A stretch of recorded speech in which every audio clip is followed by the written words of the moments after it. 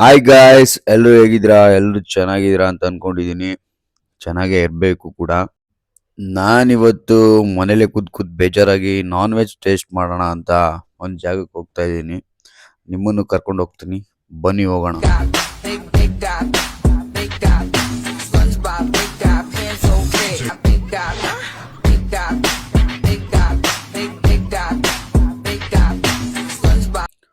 ನಾನು ಹೋಗ್ತಿರೋ ಈ ರೂಟ್ ನನಗಂತೂ ತುಂಬ ಇಷ್ಟ ಆಗೋಯ್ತು.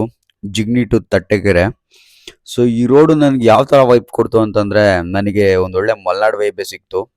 ಇದು ಬಂದು ಆನೇಕಲ್ ಫಾರೆಸ್ಟ್ ಏರಿಯಾ.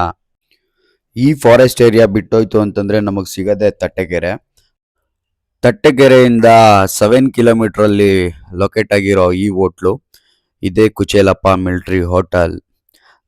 ನಾನಿಲ್ಲಿ ಬಂದಾಗ ಇಲ್ಲಿ ಜನಗಳು ಕಾರ್ಗಳನ್ನೆಲ್ಲ ನೋಡಿ ನಾನಂತೂ ಶಾಕ್ ಆಗ್ಬಿಟ್ಟೆ.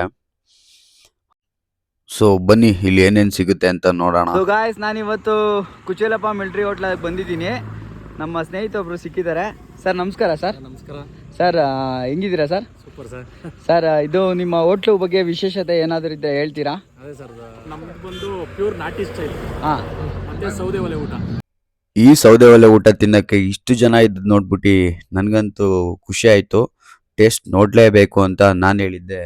ಮಟನ್ ಚಾಪ್ಸು, ಚಿಕನ್ ಚಾಪ್ಸು, ಮೊಟ್ಟೆ ಕೋಳಿ, ಚಿಕನ್ ಉರ್ಬಾಡು, ತೀತರ್ ಇದನ್ನು ಟೇಸ್ಟ್ ಮಾಡಿದ್ರೆ ಆಹಾ. ಸೊ ನೀವು ಒಂದ್ಸಲ ಟೇಸ್ಟ್ ಮಾಡಿ, ವಿಸಿಟ್ ಮಾಡಿ. ಪಕ್ಕಾ ನಾಟಿ ಸ್ಟೈಲು, ಟೇಸ್ಟ್ ಮಾತ್ರ ಅಲ್ಟಿ.